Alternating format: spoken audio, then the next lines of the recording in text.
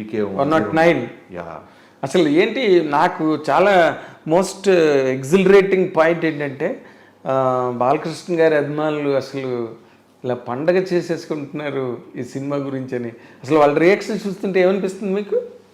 అంటే అదే దీని ఇంటర్వ్యూ టేక్ ఆఫ్ ముందు మీరే ఒక మాట అన్నారు, అతి చిన్న వయసులోనే చాలామంది స్టార్స్ బిగ్ స్టార్స్తో చేసే అవకాశం. ఎస్, అలా I have seen a long way of industry. So అలా పవన్ కళ్యాణ్ గారితో చేయటం, జూనియర్ ఎన్టీఆర్ గారితో, జైల్లో కూసే వెంకటేష్ గారు, నాగ చైతన్య, చిరంజీవి గారితో చేసిన తర్వాత ఇంకా ఉన్న బిగ్గెస్ట్ స్టార్స్ అంటే మనకి బాలకృష్ణ గారు. ఎస్.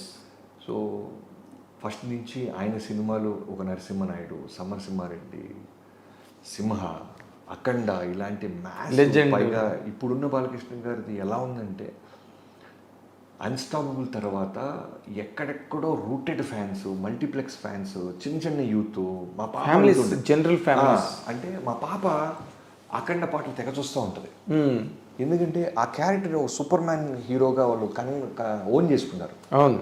వచ్చి దైవ రూపంలో వచ్చి త్రిశూలం పట్టుకొని పొడిసి తొబ్బుతుంటే పిల్లలు కూడా ఊగుతున్నారు, నవ్వుతున్నారు.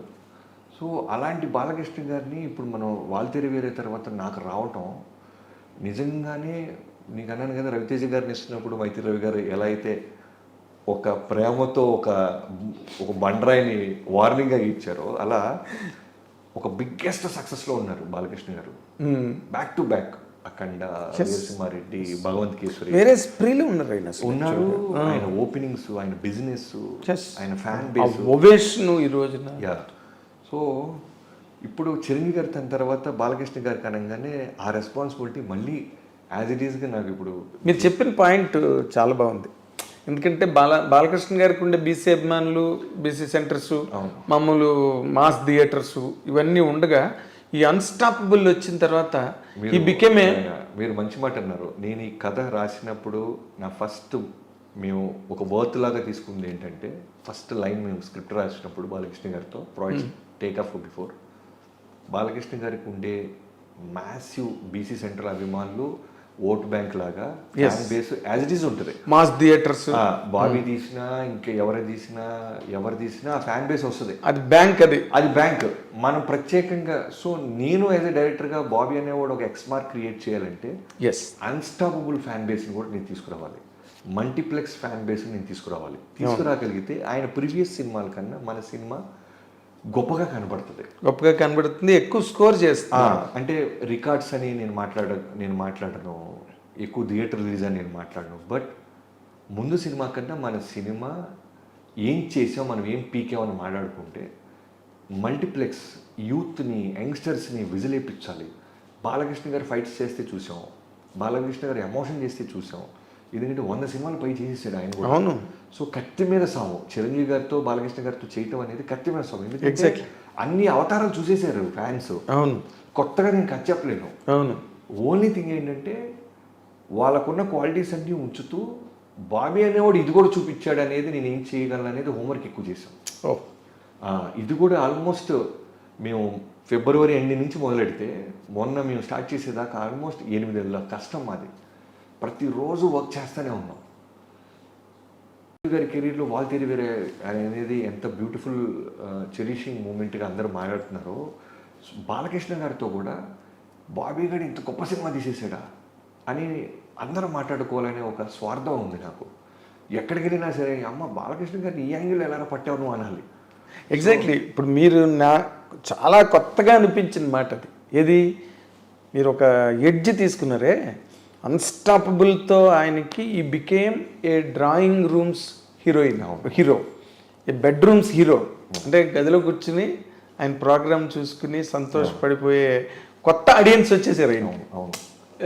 పైగా ఒక చిన్న కంపారిజన్ అంటే చిరంజీవి గారు ఏంటంటే ప్రతిదీ కథ అడుగుతారు, ప్రతి డైలాగ్ పేపర్ ముందుగానే వింటారు. బాలకృష్ణ గారిది ఎలా ఉంటుందంటే సర్ప్రైజింగ్లీ డైరెక్టర్ని గుడ్డిగా నమ్మేస్తారు. ఓ డైరెక్టర్ అంటే ఒక ఇంటర్వ్యూలో ఎప్పుడు చెప్పారు ఆయన ఈ మధ్య, మా నాన్నగారు లాగా అని. అది నిజం. డైరెక్టర్ ఏం చెప్తే అదే. డైరెక్టర్ మనకన్నా బాగా ఆలోచిస్తాడు కదా, డైరెక్టర్కి ఎక్కువ రెస్పాన్సిబిలిటీ ఉంటుంది కదా, తను అడిగింది నేను ఇవ్వాలి కదా అనే ఒక గుడ్డి నమ్మకంతో విపరీతమైన అంటే ట్రస్ట్తో వస్తాడు. అంత ట్రస్ట్తో వచ్చినప్పుడు నాకు ఇంకా బర్డెన్ పెరిగిపోద్ది. అవును. మీరేం అడగట్లా, అవును. నేనేం చెప్తే అది చేస్తున్నారు మీరు. సో నేను అద్భుతమే చేపించాలి. ఇప్పుడు మళ్ళీ రవి గారు లాంటి హెచ్చరికే ఇక్కడ. సేమ్ అంతకంటే పెద్దది, అంతకంటే చాలా పెద్దది. ఎందుకంటే రవి గారికి నేను ఇంకా పవర్ లాంటి సినిమా చేసి వచ్చా. అవును. బాలకృష్ణ గారితో ఫస్ట్ సినిమా నాకు. ఫస్ట్. సో ఖచ్చితంగా ది బెస్ట్ బ్లాక్ బస్టర్ ఇవ్వాలి. ఎస్. రెవెన్యూలు ఎంత చేసినాయి ఇవన్నీ పక్కన పెడితే థియేటర్ నుంచి బయటికి వెళ్ళేవాడు బాబన్నా ఏం చూపించావన్నా మా బాలయ్య బాబుని అని అనాలి. ఎస్. అదే ఇప్పుడు నేను ఇందాక అన్నమాటే, అభిమానులు మీరు ఒక చిరంజీవి గారి సినిమా చేసి వచ్చిన ఒక డైరెక్టర్ని వాళ్ళు ఎవరి హీరో వాళ్ళని గొప్ప అనుకుంటారు కదా. ఇన్ జనరల్గా మనం ఎప్పటి నుంచి చూస్తున్నది అది. అలాంటిది ఒక చిరంజీవి గారికి ఒక రవితేజ గారికి వాళ్ళిద్దరికీ కలిపి ఒక సినిమాని ఒక పెద్ద బ్లాక్ బస్టర్ ఇచ్చి ఇప్పుడు బాలకృష్ణ గారి దగ్గరికి వచ్చారు అనగానే వాళ్ళు ఎక్కడ మీ దగ్గర ఆ తేడా, ఆ వ్యతిరేకత ఏమి ఫీల్ అవ్వకుండా మోర్ ఓవర్ ఎక్కువ హ్యాపీనెస్ ఫీల్ అవుతున్నారు. They are receiving you with both the hands. Bobby గారి సినిమా అన్న టైప్లోని అసలు అనౌన్స్మెంట్ ఇచ్చిన రోజు నుంచి నాకు పర్సనల్ మెసేజ్ అయ్యి ఉండొచ్చు, సోషల్ మీడియాలో నన్ను ఇన్బాక్స్లో మెసేజ్లు పెట్టవచ్చు. వాళ్ళు ఒకటే, అన్న 3 బ్లాక్ బస్టర్ల తర్వాత బాలయ్య బాబు వస్తున్నారు, నీ మీద నమ్మకం ఉంది, కుమ్మవతలు దుబ్బే అన్న అని థమ్స్ అప్లు, ఫైర్ సింబల్